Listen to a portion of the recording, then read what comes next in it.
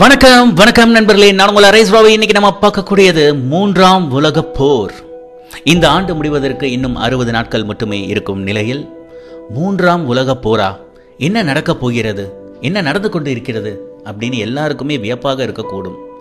இந்த உலகமே 3 நாட்கள் கிட்டத்தட்ட ஒரு மிகப்பெரிய இருளில் மூழ்கப் போகிறது அப்படின்னு நான் சொன்னேன்னா நீங்கள் நம்ப முடியுமா? ஆமாங்க, இதை தான் நாஸ்ட்ரடாமஸ் அவர்கள் சொல்லியிருக்கிறார். என்ன நடக்கப் போகிறது? இப்போ நடந்துகிட்ட இருக்கிற மிகப்பெரிய பிரச்சனை, ஒரு பக்கம் ரஷ்யா யுக்ரைன் வார், இன்னொரு புறம் பார்த்தீங்கன்னா ஐடி ஊழியர்கள் பலர் வேலையிலிருந்து நீக்கப்படுகிறார்கள். இன்னொரு புறம் பார்த்தீங்கன்னா உணவுக்காக ஒரு புறம் மக்கள் திண்டாடி கொண்டு இருக்கும் ஒரு சமயம். இன்னொரு பக்கம் வல்லரசு நாடுகளே பார்த்தீங்கன்னா அடுத்து என்ன செய்கிறது அப்படின்றது கிட்டத்தட்ட குழம்பி இருக்கிறாங்க அப்படின்னே சொல்லலாம்.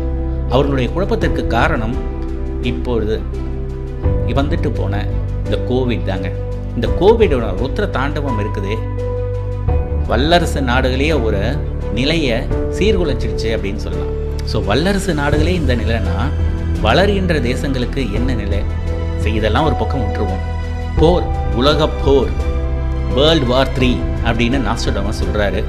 என்ன நடக்க போகுது அப்படின்றது தான் இந்த காணொலி முழுமையாக பார்க்க போகிறோம். எஸ் மை டியர் ஃப்ரெண்ட்ஸ், அதுக்கு முன்பு நம்ம சேனல் அரேஸ் ராபியை சப்ஸ்கிரைப் பண்ணிடுங்க. வாங்க காணொலிக்கு போகலாம். ஆம் நண்பர்களே, நாஸ்ட்ரடாமஸ் அவர்கள் அவருடைய கணிப்பு பல விஷயங்கள் எல்லாமே நடந்திருக்கு. எதிர்காலத்தை முன்னாடியே கணிச்சு சொல்லக்கூடிய மிகப்பெரிய திறமைசாலி அப்படின்றது எல்லாருக்கும் தெரியும். எப்பெல்லாம் புது வருடம் வரப்போதோ அப்போ எல்லாம் பார்த்தீங்கன்னா ஃபுல்லாக அவரை பற்றி தான் பேசிகிட்டு இருப்பாங்க. ஏன்னா இவர் எழுதிய ஒரு புத்தகம் இருக்கு பாருங்க, கிட்டத்தட்ட 465 வருடங்களுக்கு முன்பு எழுதிய நூலில் பல விஷயங்கள் இவர் சொன்னது எல்லாமே அப்படியே நடந்திருக்குது. இவர் மிகப்பெரிய தீர்க்கதரிசியா எப்படி சொல்றாரு? இதெல்லாம் இவர் சொன்னதெல்லாம் நடந்திருக்கா? அப்படி என்ன சொன்னாரு அது அப்படியே நடந்துச்சு அப்படின்னு கேட்கலாம். ஆமாங்க, நம்ம இந்திரா காந்தி கொலை செய்யப்பட்டார் பாருங்க, அதை கூட இவர் முன்கூட்டியே சொல்லியிருந்தாரு. இந்திரா காந்தி கொலை செஞ்சது முன்கூட்டியே சொல்றது மட்டும் கிடையாது, அமெரிக்க இரட்டை கோபுரம் இருக்கு பாருங்க, அது இடிஞ்சு போனதையும் சொல்லியிருக்காரு. அடுத்து நம்ம அமெரிக்க அதிபர் ஜான் எஃப் கென்னடி அவருடைய கொலையை முன்கூட்டியே சொல்லியிருக்காரு நம்ம நாஸ்ட்ரடாமஸ். ஸோ இந்த நாஸ்ட்ரடாமஸ் அவர்கள் சொல்லிய பல விஷயங்கள் சொல்லும் பொழுது இந்த 60 நாட்கள் தான் இருக்குது இன்னும் அடுத்த புதிய ஆண்டு வருவதற்கு. அதுக்குள்ளார என்னென்னலாம் நடக்குமோ அப்படின்னு குழப்பத்தில் இருக்கக்கூடிய மக்களிடையே இன்னொரு பூகம்பம் என்ன அப்படின்னா மூன்றாம் உலக போர். இந்த உலக போர் மிகப்பெரிய அளவில் சேதத்தை உருவாக்க போது. கிட்டத்தட்ட நம்ம கற்காலத்தை நோக்கியே நம்ம நகரப் போகிறோம். மீண்டும் முதலேந்தா அப்படின்னு வடிவேல் காமெடி மாதிரி திரும்பவுமா அப்படின்னு ஃபர்ஸ்ட்லேருந்து ஆரம்பிக்கிற மாதிரி, கற்காலத்திலேருந்து ஆரம்பிக்கிற மாதிரி ஒரு நிலை வரப்போகுது அப்படின்னு லைட்டாக ஹிண்ட் கொடுத்துருக்காரு. என்ன அப்பா? எஸ், மூன்றாம் உலக போர் கிட்டத்தட்ட 7 மாதங்கள் நீடிக்கும் அப்படின்னு சொல்கிறாரு. இதில் பார்த்தீங்கன்னா லட்சக்கணக்கான மக்கள் இறக்க நேரிடும். பூமியின் வரைபடத்தில் பார்த்தீங்கன்னா பல நாடுகள் இடங்காணாமல் போயிடும், அது இருந்த இடமே இல்லாமல் போயிடும் அப்படின்ற மாதிரி சொல்கிறாரு. இதனால் பார்த்தீங்கன்னா மக்கள் பல பேர் செத்து மடிவார்கள். மீண்டும் கற்காலத்திலிருந்து மனித குலம் திரும்ப ஸ்டார்ட் ஆகும் அப்படின்ற மாதிரி இவர் சொல்கிறார்.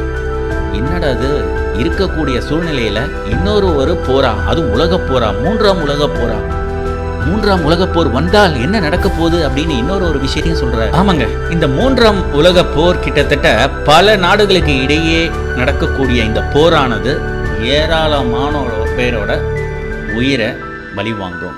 அது எல்லாருக்கும் தெரிந்த ஒரு விஷயம். ஆனால் கிட்டத்தட்ட 3 நாட்கள் இருளில் மூழ்கப் போகிறது அப்படின்னு சொல்றாரு நாஸ்ட்ரடாமஸ். 3 நாட்கள் இருளில் மூழ்கப் போகிறதா? என்ன சொல்றாரு இவர் அப்படின்னு நம்ம கொஞ்சம் யோசிச்சு பார்த்தோன்னா, நம்ம வாழ்கின்ற இந்த நம்மளுடைய இந்திய தேசமாக இருக்கட்டும், இந்த வல்லரசு நாடுகள்லாம் பார்த்திங்கன்னா அவங்க எதுக்காக போர் செஞ்சுருக்காங்க அப்படின்னு பார்க்கும் பொழுது குறிப்பாக எரிவாயுக்காக தான், ஆயிலுக்காகத்தான் போர் நடந்திருக்கு. எல்லா இடத்துலையும் பார்த்திங்கன்னா அந்தந்த நாடுகளை சேர்ந்த தலைவர்கள் அவங்களுக்கு சாகசமாக யாரெல்லாம் இல்லையோ அவங்கள கொன்று போட்டுருவாங்க. கிட்டத்தட்ட ஆயிலுக்காக, எண்ணெய்க்காகத்தான் போரே நடந்திருக்குது. இப்போ நடக்கக்கூடிய போரானது வேறு லெவலில், வேறு விதமாக, வேறு ஒரு காரணத்துக்காக நடக்க போகுது அப்படின்றது தான் இங்கே முக்கியமான ட்விஸ்ட்டு. மேலும் பார்த்தீங்கன்னா இந்த போர் பல பேருடைய உயிரை வாங்கும் அப்படின்றத விட 3 நாட்கள் அப்படியே நம்ம உலகமே இருட்டில் இருக்கும். அந்த 3 நாட்கள் கழிச்சு தான் உலகமே வெளிச்சத்துக்கு வரும் அப்படின்றாங்க. வெளிச்சத்துக்கு திரும்ப வரும்போது எப்படி இருக்கும்னா மீண்டும் கற்காலத்திலிருந்து வாழ்வை தொடங்கும் நிலையில் தான் அப்படித்தான் இருக்கும் அப்படின்னு அடித்து சொல்லியிருக்காரு நாஸ்ட்ராடமஸ். என்ன கேட்கறதுக்கே நமக்கு ரொம்ப கஷ்டமாக தான் இருக்குது. என்ன நடக்க போகுது அப்படின்னு பார்த்தீங்கன்னா, எதற்காக போர்? எண்ணெய்க்காகலாம் கிடையாதுங்க. நிக்கல் வார். நிக்கல், லித்தியம், பிளேடியம், இந்த செமிகண்டக்டர் சிப்ஸ் இந்த மாதிரி இருக்கிறதுக்காகத்தான் வார். அதுதான் இவர் 3ஆம் உலக போர்னு சொல்கிறாரு. கிட்டத்தட்ட இதுக்காகத்தான் மிகப்பெரிய போர் அடிச்சுப்பாங்க. ஏன்னா இந்த நான்சி பெலோசின்றவங்க தாய்வான் போனாங்க பார்த்தீங்களா? எதுக்கு? தாய்வானில் செமிகண்டக்டர் சிப்ஸு. மேலும் பார்த்தீங்கன்னா அது அவங்க பங்காளி சண்டை, சைனாவும் தாய்வானும். ஆனால் இவங்க உள்ளார பூந்து இவங்க பண்ணக்கூடிய சேட்டைகள். மேலும் யுக்ரைன், ரஷ்யா அது அவங்க பங்காளி சண்டை. ஆனால் நடுவில் அமெரிக்கா உள்ளார போயிட்டு அவங்களுக்கு தேவையான அவங்களுக்கு ஆயுதங்களை சப்ளை பண்ணுறது, இந்த மாதிரி பல விஷயங்களை செய்யறதுனால கண்டிப்பாக இது மிகப்பெரிய அளவில் போரை உருவாக்கக்கூடிய நிலைத்தான் வரப்போகிறது அப்படின்றதுல எல்லா அளவில் கூட சந்தேகமே கிடையாது. இது அப்படியே நீடிச்சதுன்னா மிகப்பெரிய அளவில் எல்லா தேசங்களும் பொருளாதார சேதம் பயங்கரமாக இருக்கும். ஏற்கனவே எக்கனாமிக் கிரைசிஸ் அப்படின்னு சொல்கிறாங்க. யூரோப்பில் பார்த்தீங்கன்னா எனர்ஜி கிரைசிஸ்ன்னு சொல்லிட்டாங்க. அவங்க 14.2% இன்ஃப்ளேஷன். அடுத்து ஐடி ஊழியர்கள் சொல்கிறோம் பார்த்தீங்களா, சாஃப்ட்வேர் ஜாப்ஸ்ன்னு, அவங்களுடைய வேலையெல்லாம் ஏற்கனவே கியாமுயான ஆயிடுச்சு. மெக்டாலேருந்து 11,000 எம்ப்ளாயீஸை ஓடி போடா நாயே அப்படின்னு துரத்தி விட்டானுங்க. ஆனால் இந்தியாவில் எந்த பிரச்சனையும் இல்லை அப்படின்றாங்க. இது என்னத்தை சொல்கிறதுன்னு தெரியல. ஒருவேளை இந்தியா மட்டும் தனியாக ஒரு இடத்துல சுபிக்ஷமாக அப்படியே ஜெகஜோதியாக ஜெலிக்குமா அப்படின்னு தெரியல.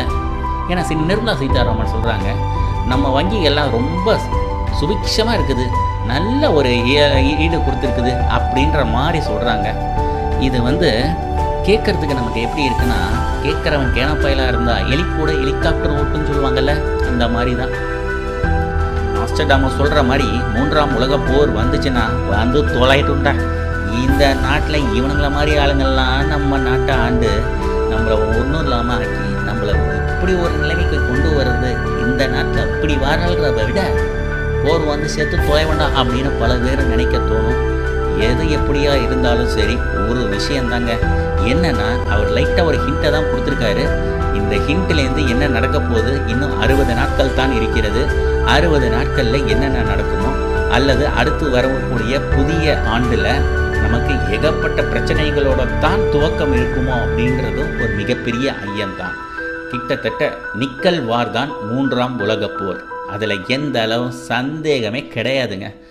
மெயினாக பார்த்தோம்னா இது மிகப்பெரிய பங்கு எங்கன்னா ரஷ்யாலேருந்து தான் ஆரம்பிக்க போகுது. மேலும் இவர் இந்திரா காந்தி அவர்கள் கொலை செய்யப்பட்டதும், ஜான் எஃப் கென்னடி கொலை செய்யப்பட்டதும், ட்வின் டவர் அட்டாக் மட்டும் சொல்லலை, மேலும் இன்னொன்று சொல்லியிருக்காரு, புட்டின் தன்னுடைய காவலாளர்கள் யாரோ அவர்களாலவே அவர் கொல்லப்படுவார் அப்படின்ற மாதிரி சொல்லியிருக்கார். அது புட்டினை தான் சொன்னாரா இல்லை வேறு யாரை சொன்னாருன்னு தெரியல. ஆனால் இவர் சொல்லக்கூடிய அனைத்து சாராம்சத்தையும் அப்படியே அலசி புலசி பார்த்தோம்னு வச்சுக்கோங்களேன், நம்ம புட்டின் தான் அதில் சிக்கிறாரு. ஏன்னா புட்டின் தான் கிட்டத்தட்ட அவருடைய இலக்கு என்ன அப்படின்றது யாராலையுமே கணிக்க முடியாத அளவுக்கு போயிட்டுருக்குது. அந்த அளவுக்கு சீக்கிரமாக முடிக்கக்கூடிய இந்த போரை ஜவ்வு மாதிரி இழுத்ததுனால ஐரோப்பா இன்னைக்கு ஒரு 2 கண்டா ரேஞ்சுக்கு அவங்க போயிட்டாங்க. எனர்ஜி கிரைசிஸில் ஆரம்பித்து இப்போ ரஷ்யாவோட தயவு இல்லாமல் அவர்கள் வாழ்க்கையே இல்லை அப்படின்ற மாதிரி ஆயிடுச்சு. ஸோ ஐரோப்பா ஒரு மிகப்பெரிய கேள்விக்குரிய தேசமாகத்தான் இருக்கிறது. அவங்க என்ன ஆகுவாங்க அப்படின்றதே இன்றைக்கு 3ஆம் உலக போர் வந்தால் என்ன, வராமல் போனால் என்ன, எது எப்படியோ நாஸ்ட்ராடமஸ் சொல்வது இதுவரை பல விஷயங்கள் நடந்திருக்கிறது. இது நடக்குமா நடக்காதா என்பது எல்லாம் கடவுள் விட்ட வழி. எஸ் மை டியர் ஃப்ரெண்ட்ஸ், இந்த காணொலியை பொறுமையாக பார்த்தமைக்கு மிக்க நன்றி. Thank you for watching this video. Stay with us connected by subscribing Arise Robbie and don't forget to click on the bell icon. Thank you. Bye bye.